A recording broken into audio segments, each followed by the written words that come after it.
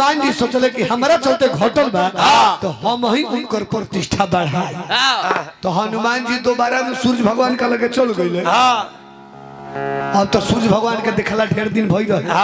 सूर्य भगवान सोचे लगले कि लड़का तो चिन्हल जानल बुझाता, दिमाग पर जोर डालले नु तो उनका बुझाइल करी अरे ई तो उहे हो जो लड़काई में आके हमरा के घोट गई रहल। हां एक खाली आई तो घोट गई तो देवने आनी करी बिनती तब छाड़ी दियो रवि कष्ट निवारो ना का जाने फिर मत घोट जाए तो की बुझ बुझिए। सूर्य भगवान मानव में सोचत रहले तले हनुमान जी हाथ जोड़ के प्रणाम कइल। प्रणाम प्रणाम तो सूर्य भगवान सोचले कि चलो चलो आवते आवते प्रणाम कइले बेले तो कुछ बाउर नहीं करी ना ना ना तो सूर्य भगवान पूछले कि कहीं कैसे आवे के भई। तो हनुमान जी कहले कि एगो आग्रह करे खातिर आइल बानी, एगो विनती लेके आइल बानी। सूर्य भगवान कहले कि कहीं का विनती बा का आग्रह बा। तो हनुमान जी कहले कि रउआ के हम अपन गुरु बनावल चाहतानी, हम और शिष्य बनल चाहतानी, एजा तो प्रतिष्ठा बढ़ावे के रहे। तो सूर्य भगवान मन में सोचे लगल कि हती चुकी रहे हैं तो एक भूख लागल तो धरती से हमारा लगे आवे में एक समय ना लगे आइल हमारा के घोट गई। आई जब हमारा लगवे रही जब चेला बन जाई तो हमारा लगवे न रही और कब एक भूख लगी कब घोट जाए कोनो गारंटी तो ऐसा समस्या से दूरे रहला में ठीक बा।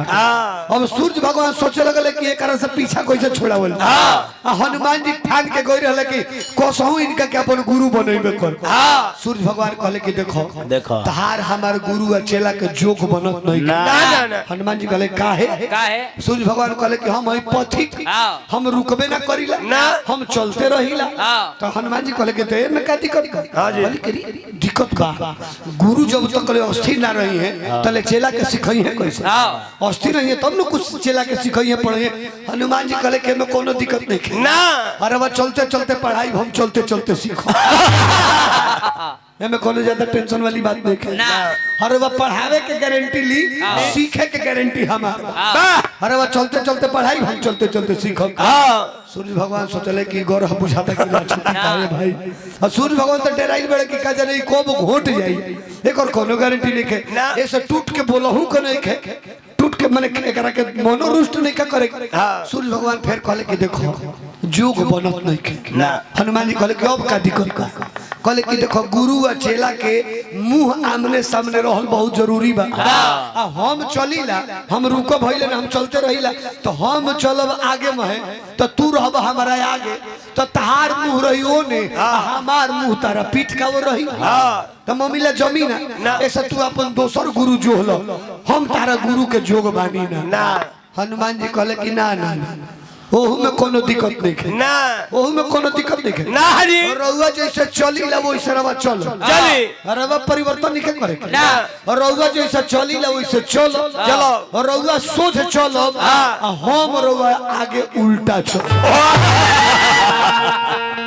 और सूर्य भगवान सोचे लगले कि विश्व में ऐसा चेला तक केहू के भेटाइल नहीं है जे एडमिशन भइल हइले ना एडमिशन के पहले ही गुरुजी से कहता कि गुरुजी अरे वा सोझे चलो चलो हम रउआ आगे ही उल्टा चलो। ऐसा चेला केहू के भेटाइल होई जे गुरुए से कहे कि हम रउआ आगे ही उल्टा चलो। तो हनुमान जी के कहे का मतलब का रहे कि रउआ अपन सोच होने से आई हम रउआ आगे रहो तो हम पिछकुरिए चलब रउआ और मुंह को कहे से हम पिछकुरिए चलब ओकर टेंशन अब छोड़ दी। अरे वो पढ़ावे के गारंटी ली पढ़े के हमारा पर छोड़ दी। हनुमान जी उनका के अपन गुरु बना के उनकर प्रतिष्ठा के बढ़ावल बड़ी हनुमान जी से कहे के बबुआ तनी सर के भाव। हनुमान जी में बहुत बड़ी विशेषता रहे कि अपन करनी के बखान अपने आप ना लेत रहे श्रेय अपने ना ले।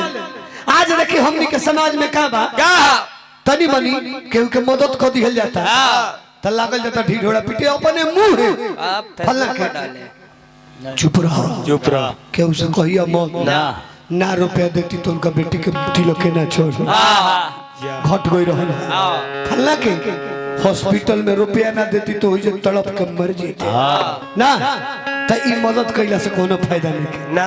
अरे बा केहू के मदद कैनी हां ओकर पर्चा छपवा के चर्चा करावे लगी कोई फायदा नहीं कोई फायदा। हनुमान जी 100 योजन समुद्र फान के गईले निश्चर के मार के लंका के जला करके जबैले लोग पूछल कि हनुमान जी 100 योजन समुद्र फान गई हनुमान जी कहल के चुप चुप हम 100 योजन समुद्र फाने वाला हई रे हम डाढ़ पर से डाढ़ पर फाने वाला एगो छोट बानर हई हमारे खूब मिजाज बनी तो ये डाढ़ पर से वो डाढ़ पर लेकिन समुद्र फाना नहीं हम निश्चर के मारे वाला हई लेकिन मरो नहीं हम लंका जरावे वाला हई लेकिन जरावो नहीं ई सब बात हनुमान जी कहले को के केकरा के श्रेय देले केकरा के शाखा अमृत के बड़ी मनुसाई शाखा ते शाखा पर धाई नाग सिंधु हाटक पुर जारा निश्चर गणपति विपिन उजाड़ा केकरा बोलबो केकरा सो सब तब प्रताप रघुराई अनाथन कछमोरी प्रभु ताई ये हमार ना हो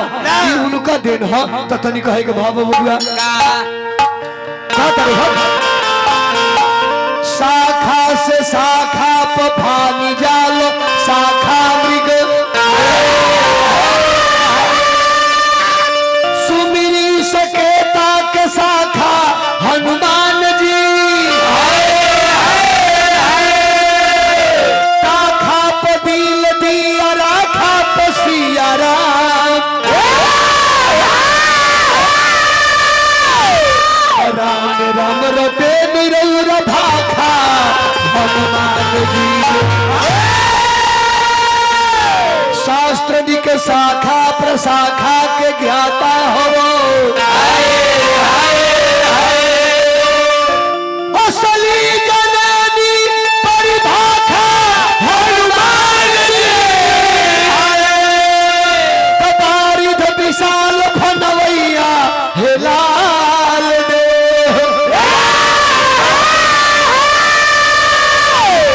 चारू जुग थारे